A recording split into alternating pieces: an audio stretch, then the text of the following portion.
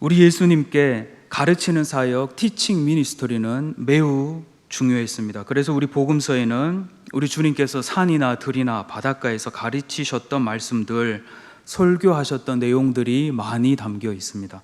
오늘 이 자리에 앉아 계신 여러분 중에도 현재 현역으로, 그리고 한때 주일학교 교사, 부장, 구역장 등으로 하나님 말씀을 가르쳤던, 말씀으로 교회를 섬겼던 경험이 있을 것입니다. 우리 예수님께서는 당시 사람들이 쉬이 이해할 수 있도록 비유로 가르치셨습니다. 마가복음 4장 2절 말씀을 제가 봉독해 드리겠습니다.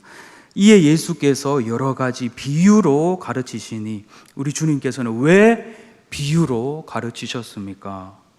오늘 마가복음 4장 33절에는 예수님께서 왜 비유, 파라볼레로 가르치셨는지 그 이유에 대하여 나와 있는데, 33절 예수께서 이러한 많은 비유로 그들이 알아들을 수 있는 대로 말씀을 가르치시되, 오늘 33절을 쉬운 성경은 이렇게 번역했습니다.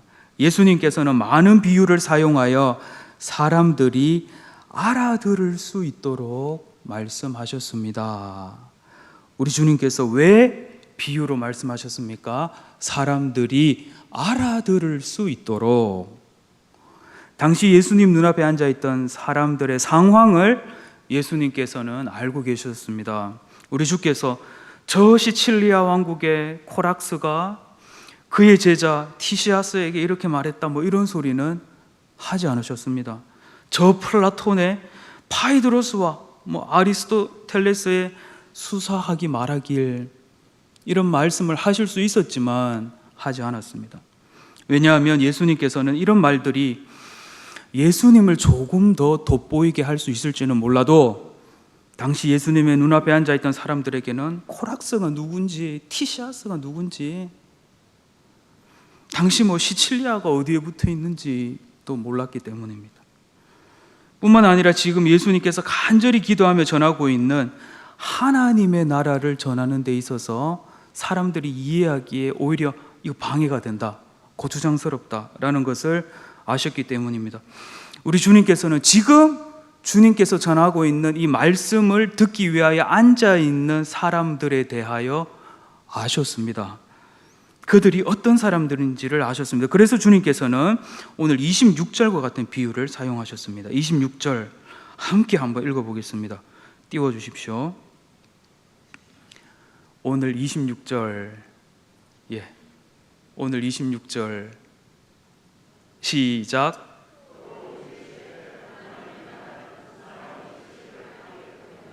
(27절) 그가 밤낮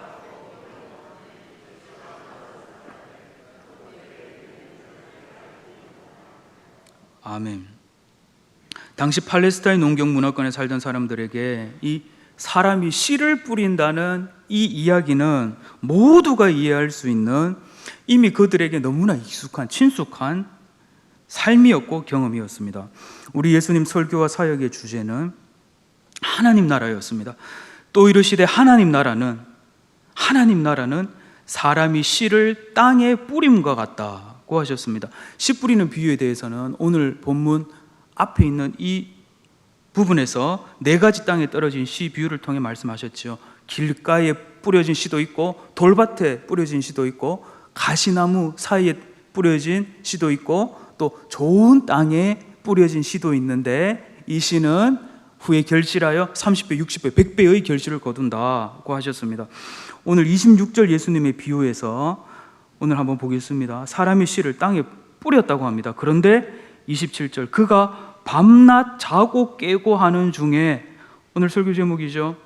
그가 밤낮 자고 깨고 하는 중에 씨가 자라되 어떻게 그리 되는지를 알지 못한다라고 말씀하십니다. 2000년 전 그 땅 농부들이 씨를 뿌려놓고 밤낮 자고 깨고 하지만, 어떻게 그 작은 씨앗에서 뿌리가 나고 싹이 나고 줄기가 올라오고 열매를 맺는지 이 생물학적 메커니즘은 알지 못한 채 자고 깬다라는 것을 예수님께서 말씀하고 계십니다. 그러나 오늘 예수님의 말씀 속에 농부가 모르는 것, 이 씨가 어떻게 심겨져서 어떻게 뿌리를 내리는지 이 모든 과정은 알지 못하지만 이 농부가 하는 거 두 가지인데, 첫째, 씨를 뿌린다. 둘째, 밤낮 자고 깬다. 씨를 뿌린 농부는 밤낮 자고 깹니다. 밤낮 자고 깨는 사이에 어떤 일이 일어납니까? 28절, 땅이 스스로 열매를 맺대라고 합니다. 처음에는 싹이요, 다음에는 이삭이요, 다음에는 곡식이라 땅이 스스로 열매를 맺는다고 합니다. 오늘 살아계신 예수님께서는 오늘 이 말씀을 통하여서 이 땅에 있는 수많은 말씀의 사역자들을 위로하시고 격려하십니다. 28절, 땅이 스스로 열매를 맺는다고 합니다. 적어도 오늘 28절에서 농부가 하는 일은 씨를 뿌려놓고 밤낮 자고 깨는 것, 이것뿐입니다. 그러나 땅이 스스로 열매를 맺는다고 합니다. 지금까지 여러분의 모든 말씀 사역들에 있어서 지금 교회학교 교사로 섬기는 분들도 계실 때고, 한때 주일학교 반사를 하셨고 구역장을 하셨고 이 모양 저 모양으로 말씀으로 하나님의 교회를 섬기셨던 여러분들의 그 말씀의 씨들이 땅에 뿌려져 말씀을 듣는 영혼들 마음에 심겨져서 스스로 열매를 맺는다고 하십니다. 이것은 우리에게 큰 위로와 격려가 될 수 있습니다. 히브리서 4장 12절 말씀을 제가 봉독합니다. 하나님의 말씀은 살아있고 활력이 있어 좌우의 날선 어떤 검보다도 예리하여 혼과 영과 및 관절과 골수를 찔러 쪼개기까지 하며 또 마음의 생각과 뜻을 판단하나니 라고 말씀하십니다. 여러분의 입을 통하여 뿌려졌던 하나님의 말씀의 씨는 살아있어서 스스로 자라되 30배, 60배, 100배의 결실을 맺는다고 예수님께서 말씀하십니다. 여러분을 통하여 뿌려진 하나님의 말씀의 씨는 그 유아부, 유치부 아이들, 초등부, 중고등부 아이들, 우리 가정교회 목원들 속에 심겨졌던 그 말씀은 스스로 자라 열매를 맺는다고 말씀하십니다. 얼마나 감사한지 모릅니다. 이 스스로 자라고 있다는 이 말씀이 매주 매일같이 말씀 사역하는 저희들에게도 얼마나 감사가 되고 위로가 되는지 모릅니다. 30절, 또 이르시되 우리가 하나님의 나라를 어떻게 비교하며 또 무슨 비유로 나타낼까? 30절의 주제도, 30절 이하의 주제도 하나님 나라입니다. 또 이르시되 우리가 하나님의 나라를 어떻게 비교하며 또 무슨 비유로 나타낼까? 저 한 구절 속에 우리 예수님의 고심이 느껴지십니까? 어떻게 비교하고 무슨 비유로 나타내면 이들이 당시에 예수님 앞에 앉아있던 하나님 사모하고 하나님 말씀 사모하에 앉아있던 이들이 어떻게 하면 이들이 깨달을 수 있을까? 성육신 하신 주님의 모든 사역에는 이 성육신하신 하나님이 신이 되신, 신이신 하나님이 인간이 되신 이 예수님의 성육신적인 이 노력, 노고가 주님의 모든 사역에는 담겨 있습니다. 주님 어디에 비유하셨습니까? 31절, 겨자씨 한 알과 같으니 땅에 심길 때는 땅 위의 모든 씨보다 작은 것이로되 심긴 후에는 자라서 모든 풀보다 커지며 큰 가지를 내나니 공중의 새들이 그 그늘에 깃들일 만큼 되느니라 라고 말씀하십니다. 하나님 나라가 이 땅에 심겨질 때는 겨자씨 한 알과 같다고 합니다. 겨자씨 한 알, 간혹 겨자 소스 좋아하십니까? 네. 간혹 한 번씩 어떤 데 가면 이 겨자 소스에 겨자 씨가 들어있는 경우가 있습니다. 동그란 알갱이 같은 거 보셨습니까? 예, 두 분만 보신 것 같아서 보여드리겠습니다. 저 20mm가 요 손가락 한 마디가 약 2cm 됩니다. 요 한 마디에 저만큼의 많은 겨자씨. 예수님께서 우리가 겨자씨 그러면 겨자 소스인가? 뭔가 소스는 봤는데 소스는 치킨에 찍어 먹어봤는데, 그런데 2000년 전에 그 당시에 겨자씨 그러면 너무나 친숙한 겨자씨, 요 하나님의 나라가 이 땅에 처음 심겨질 때는 저 겨자씨 하늘과 같은데 자라고 나니까, 무성하게 자라고 나니까 큰 가지를 내고 공중의 새도 와서 깃들이게 된다. 예수님의 비유의 말씀. 우리는 조금 생소할 수 있어서 저와 같은 해석자가 필요할 수 있지만, 당시의 사람들은 해석하는 사람 주석서 필요 없습니다. 바로 이해할 수 있는 하나님의 나라가 그러했다라고 합니다. 당시에 하나님의 나라 사역이 그러했습니다. 저 팔레스타인 땅, 작은 땅에 일어난 일들에 대하여 당시 사람들이 어떻게 알았습니까? 거기에 일어나는, 거기에 몇몇 사람들이 모여서 예배드리고 하나님 말씀 나누고 하는 이게 무슨 대수라고, 그 일이 마치 이 전체 지구 우주에서 볼 때 진실로 겨자씨 한 알 같지 않았겠습니까? 그런데 그 겨자씨 한 알이 어떻게 되었습니까? 그 하나님의 나라가 어떻게 되었습니까? 지금 2000년이 지난 지금 이 대한민국 땅에서도 우리가 이 예수님의 말씀을 함께 읽고 듣고 나누고 기도하고 있는, 예배드리고 있는 이런 일들이 일어나지 않았습니까? 에스겔 17장에 의하면 나무에 깃들인 많은 새들은 이방 민족을 의미합니다.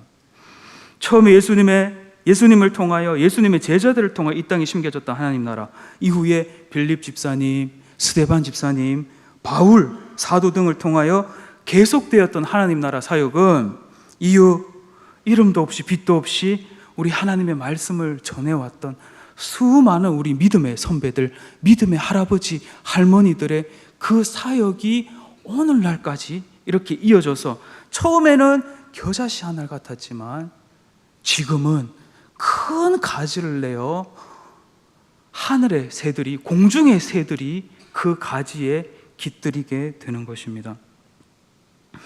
1858년 보스턴에는 어느 작은 교회에 주일학교 교사 한 사람이 있었습니다. 그의 이름은 에드워드 킴벌이었습니다. 주일학교 교사 선생님은 사실 이 에드워드 킴벌은 우리 교회사 가운데 잘 알려져 있지 않습니다. 거의 대부분이 모릅니다. 당시 보스턴에는 얼마 전 막 집에서 가출한 정규 학교 교육이라고는 불과 몇 개월밖에 받지 않았던 매우 거칠고 난폭한 한 아이가 있었습니다. 이 아이가 가출을 해서 먹고 살아야 되니 당시 구두 수선 가게에 취직하게 되었습니다. 그런데 이 가게 주인은 취업의 조건으로 4가지를 딱 걸었습니다. 첫째, 지정된 곳에서만 하숙할 것. 둘째, 밤에 거리에 나돌아다니지 않을 것. 셋째, 오락장에 가지 않을 것. 넷째, 주일에는 교회 갈 것. 이 아이가 이 4번째 조건에 의하여 나가게 된 이 작은 교회에서 당시 주일학교 교사였던 에드워드 킴벌을 만났습니다. 그런데 이 당시 기록에 의하면 이 킴벌 선생님은 매우 소심하고 예민한 선생님이었습니다. 막 대범하게 얘들아 이리 와라, 앉아라, 자 오늘은 선생님 이거 사왔다, 이런 선생님이 아니라 막 너무 조용조용하고 소심하고 까칠까칠하고 상처도 잘 받고. 그런데 이 구두수선공 아이는 매우 거칠고 영적으로도 무지했고, 이 선생님 기록에 야는 어떤 영적인 일에도 쓰임받지 못하겠다라는 생각이 들었다고 합니다. 그래서 이 선생님이 안 되겠다, 구두수선가게로 찾아가야 되겠다. 그래서 수선가게로 직접 찾아가서 하나님 말씀을 전해야겠다는 결심을 했습니다.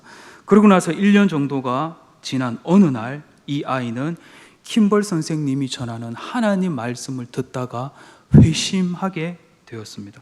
지난날의 모든 삶을 뉘우치고, 물론 모든 삶이라 해봤자 17년밖에 살지 않았던 삶이었지만 그 삶을 뉘우치고 온전히 주님께로 돌이키는 역사가 일어났습니다. 그동안 킴벌 선생님이 전했던 이 하나님의 말씀이 이 아이의 심령에 심겨지니 시간이 지나 스스로 자라 싹을 내고 역사하기 시작하였던 것입니다. 이 아이의 이름은 D.L. 무디로 알려진 드와이트 라이먼 무디입니다. 킴벌 선생을 통해 하나님의 말씀을 듣고 회심을 경험하게 되었던 무디는 당시를 회상하며 이렇게 고백하였습니다. 나는 그때 문 밖으로 나가서 이 지구에 비치는 밝은 태양빛과 함께 주님의 사랑 속에 쓰러졌다. 나는 전에는 태양을 사랑한 적이 없었다. 그러나 이때는 보스턴 공원에서 아름다운 노래를 부르는 새 소리가 들려왔다. 나는 그 새들을 사랑하게 되었다. 태양도 사랑하게 되었다. 그 후로는 모든 창조물이 다 사랑스럽게 보였다. 소심하고 예민했던 킴벌이라는 이 한 사람의 교사를 통하여 전해졌던 하나님의 말씀이 이 17세의 아이, 가출하여 구두수선집에서 일하면서 주일날 한 번 나와서 예배를 드렸던 이 아이가 안타까워 직접 구두집으로 찾아가서 전하였던 그 하나님의 말씀이 이 아이가 밤낮 자고 깨는 중에 스스로 자라 이런 열매를 맺었는데, 이 무디를 통하여 세 개의 학교가 세워졌죠. 그리고 당시 남북전쟁으로 초토화되었던 이 사람들의 삶과 신앙을 일으켜 주었고, 당시에 TV도 없었던, 라디오도 없었던 이런 시대에 1억 명이 넘는 사람들에게 하나님의 말씀의 씨가 뿌려졌습니다. 그러나 이 이야기는 여기서 끝이 아닙니다. 무디는 회심 후 21년이 지나서 런던에 방문하여 전도 집회를 열었는데, 거기에 메이어라는 사람이 앉아서 듣고 있다가 회심을 하고 나도 이렇게 살아야 되겠다. 그래서 목사가 되어 미국에 가서 하나님의 말씀을 전했습니다. 미국의 무디가 나에게 이 은혜를 주었으니까 나도 이 은혜를 갚아야 된다. 그 자리에서 체프만이라는 사람이 회심하였는데, 당시에 이 체프만은 YMCA에서 일했습니다. 그런데 야구 선수였던 비 선데이라는 사람이 있었습니다. 이름은 그렇게 중요하지 않습니다. 이런 일들이 일어났다는 과정만, 흐름만 이해하시면 됩니다. 근데 이 야구 선수 체프만이 나도 이 복음 전도자가 되어야 되겠다.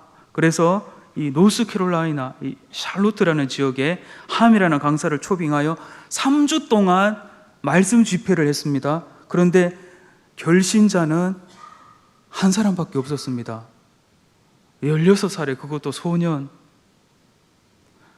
그러나 이 16살의 소년은 장차 전 세계를 다니면서 수천만 명에게 복음을 전하였던 빌리 그레함이었습니다.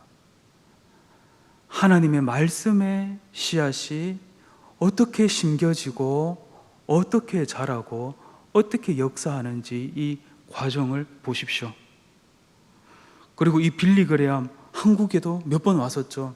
1952년 12월 당시 6.25 전쟁 중에 부산에 와서 말씀 집회를 했고, 1973년 엑스플로 그때 하면서 여의도에 100만 명이라는 사람이 모여서 이 빌리 그레함의 집회에 참석했습니다.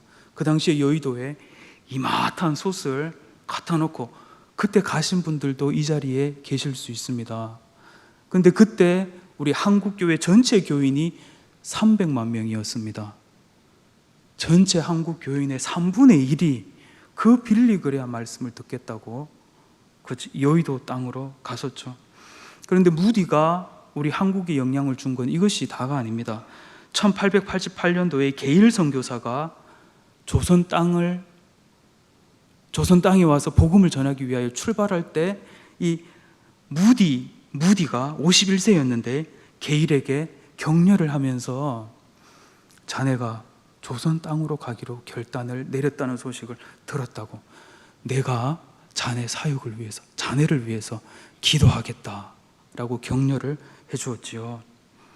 뿐만 아닙니다. 우리 1907년 우리 부흥 어게인 1907 하면서 했던 이 평양 대부흥 운동의 주역이었던 마포 삼열, 사무엘 마펫, 윌리엄 블레어, 그레이엄 리 스왈런, 찰스 본 하이젤, 윌리엄 헌트, 이런 사람들 모두가 어떤 사람들이었습니까? 이 무디의 부흥운동, 말씀 사역에 참석하여 영적 부흥을 체험하고 나도 나가야 되겠다.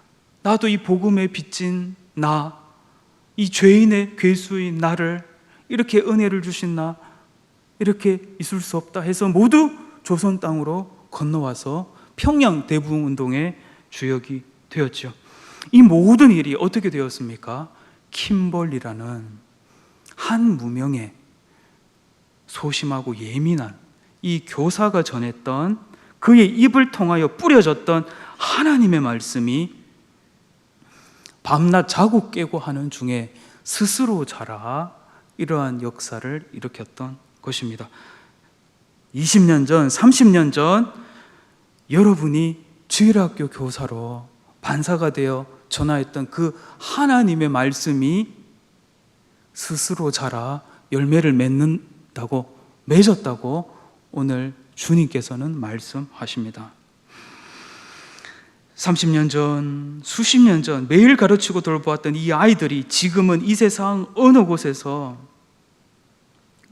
우리는 알 수 없지만 거룩한 하나님의 사람이 되어 세상의 소금과 빛으로 거룩한 제사장, 거룩한 나라가 되어 이 세상에 복 주시기를 원하시는 하나님의 복의 통로가 되어 아름답게 살고 있을지 모릅니다. 저는 오늘 말씀을 준비하면서 고등학교 때 제가 맡았던 아이들이 생각이 났습니다. 고2 정윤호 주일학교 교사를 맡기셨습니다. 고2 때 우리 유치부 아이들 너무나 순수했던 교사 정윤호, 매일 아이들을 위해 기도하고 토요일에 선생님들끼리 함께 모여서 뜨겁게 기도하고 그리고 신방 가서 아이들에게 작은 선물을 주면서 내일 꼭 교회 나와, 어머니 내일 꼭 교회로 보내주십시오 했던 이 아이들, 그 집들이 생각이 나면서 그때 전하였던 하나님의 말씀이 스스로 자라고 있구나. 지금은 이 아이들 얼마만큼 컸을지 길에서 만나도 알지 못하지만 하나님께서 그 말씀을 통하여 그 말씀이 스스로 자라 하나님의 역사를 이어가게 하셨겠구나 라는 사실에 적지 않은 위로가 되었습니다. 오늘도 이 예배 이후에 여러분을 통하여 말씀을 듣게 된 이 아이들, 말씀이 자라고 자라 그 문제투성이인 아이를 통하여 하나님께서는 어떤 일을 하실지 모릅니다. 교회학교 교사로, 말씀의 사역자로, 1:1 말씀의 양육자로, 목자로 이 모양 저 모양으로 현역으로 뛰고 계신 분들은 더욱 기도함으로, 사모함으로, 기대함으로 하나님의 말씀을 잘 심어주시기를 부탁드립니다. 바울은 고백하기를 전에는 비방자요, 박해자요, 폭행자였던 자신에게 직분을 주셔서 말씀을 전하게 하심은 나를 충성되이 여기셔서 이 비방자이고 박해자이고 폭행자이고 살인자였던 나를 충성되이 여기셔서 직분을 맡기셨다고 하셨습니다. 하나님께서 오늘 우리에게 이 모양 저 모양으로 직분을 맡기심은 비방자 같고 비방자이고 폭행자이고 박해자인 우리를 충성되이 여기셔서 주신 직분입니다. 하나님의 은혜입니다. 더 큰 감사로, 더 많은 기도로 주신 직분을 감당하시기를 바랍니다. 그러므로 내 사랑하는 형제들아, 견실하며 흔들리지 말고 항상 주의 일에 더욱 힘쓰는 자들이 되라. 이는 너희 수고가 주 안에서 헛되지 않은 줄을 알미니라. 고린도전서 15장 58절 말씀.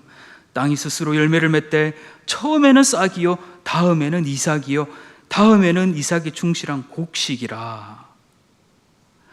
우리가 하나님의 나라를 어떻게 비교하며 또 무슨 비유로 나타낼까? 겨자씨 한 알과 같으니 땅에 심길 때는 땅 위의 모든 씨보다 작은 것이로되 심긴 후에는 자라서 모든 풀보다 커지며 큰 가지를 내나니 공중의 새들이 그 그늘에 깃들일 만큼 되느니라. 이 말씀은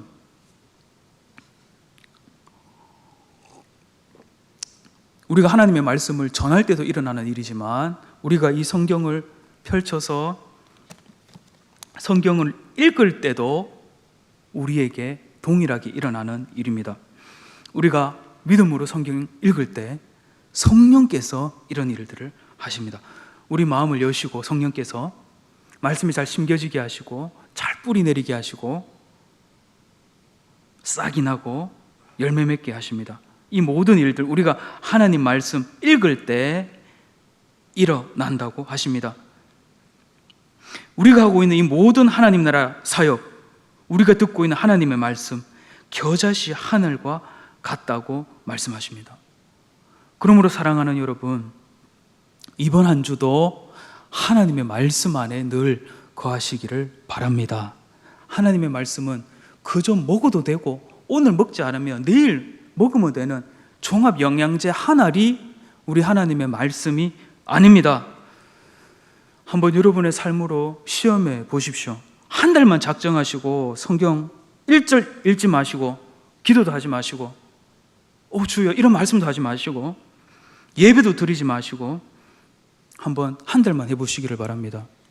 여러분의 내면에 어떤 독초들이 올라와서 자라나는지를 직접 목도하게 되실 겁니다.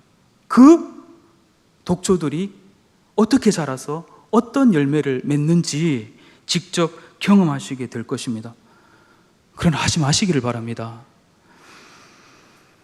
우리 주께서는 요한복음 15장 5절에서 너희가 나를 떠나서는 아무것도 할 수 없음이라고 하셨는데 내가 주님을 떠나서는, 하나님 말씀을 떠나서는 내가 아무것도 할 수 없구나 라는 것을 체험하시게 될 것입니다. 오늘 마가복음 4장의 말씀, 매주 이 모양 저 모양으로 말씀 사역을 하고 있는 우리에게 주시는 하나님의 위로이고 하나님의 약속입니다. 함께 위로받고 또 도전 받으실 수 있기를 바랍니다. 지금까지 여러분들께서 눈물로 심으셨던 그 모든 하나님의 말씀은 스스로 자랐습니다. 그리고 우리는 알지 못하지만 열매를 맺었습니다. 더 감사하는 마음으로 우리 하나님 말씀 사역에 동참합시다. 저도 더 노력하겠습니다. 우리 주님의 고심을 확인하였습니다. 어떻게 하면, 무엇에 비교하면 하나님의 나라를 잘 깨달을 수 있을까?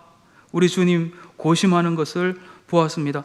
어떻게 하면 우리 아이들 이 말씀을 더 잘 깨달을 수 있을까? 어떻게 하면 우리 목원들 하나님 말씀 더 잘 깨달을 수 있을까?